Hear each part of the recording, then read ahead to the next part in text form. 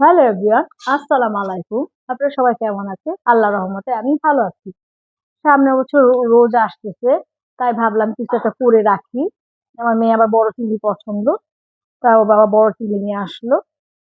এই যে আমি আবার এই চিংড়িটা একটু প্রসেস করছি।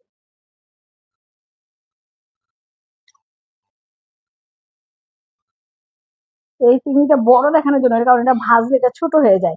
তাই আমি এই কাঠি দিয়ে আমি এইভাবে একদম এটার চিংড়ি মাথা পর্যন্ত দিয়ে দিব। তখন ভাজলে কি এই চিংড়িটা এমনই সোজা থাকবে, নাহলে সেটা বাঁকা হয়ে যায়। আমি এটা কাঠিগুলি দিয়ে সবটার মধ্যে করে নিয়েছি। এটা বানাতে যা যা লাগছে সেটা হচ্ছে dark soy sauce, chilli sauce, মরিচের গুঁড়ো, আদা রসুন, ব্রেড গ্রাম, আর কর্নফ্লাওয়ার আর ডিম। আমি যখন একটুখানি ডার্ক সস সয়া সস দিয়ে এটা এখানে দিয়ে দিব।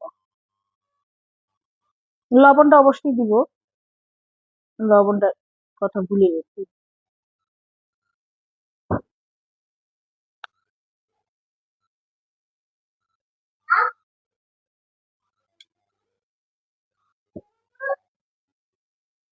মরিচ আমি এখানে 1 চামচ নিয়েছি, পুরোটা দিয়ে দিব। আদা রসুন নিয়েছি 1 চামচের মতো, পুরোটা দিয়ে দিব।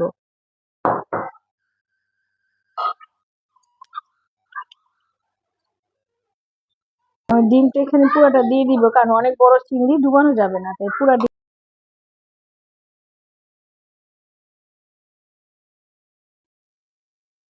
লবণটা দিয়ে দিচ্ছি। না, ডার্ক সয়া সস দিয়েছি, ওটা লবণ আছে। এই যে আমার বাহিনী চলে আসছে, মা মা বালতি নিয়ে। বালতির মধ্যে চিংড়ি নিবে? কি নিবে? নিবে না?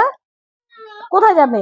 এখানে বসবে? বালতি রাখো, বালতি রাখো, বালতি রেখে দাও, রেখে দাও, এটা রেখে দাও, এখানে এখানে ওঠো। হ্যাঁ, এখানে আসো, এখানে আসো। হুম, আমি এখন কর্নফ্লাওয়ার মধ্যে এটা একটু ডুবিয়ে নিচ্ছি। হুম, ব্রেড গ্রামের মধ্যে এটা দিয়ে নিবো আবার একটুখানি। হ্যাঁ,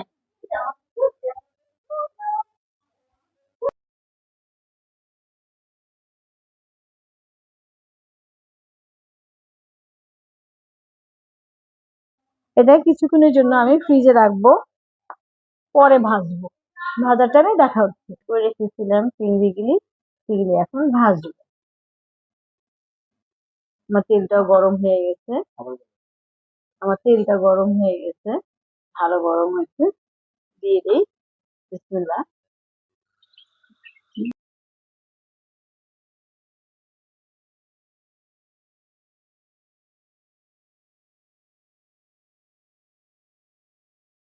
আমার চিংড়ি ফ্রাইটা হয়ে গেছে।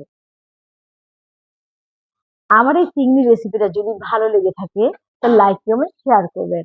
আর সবাই ভালো থাকবেন, সুস্থ থাকবেন। আসসালামু আলাইকুম।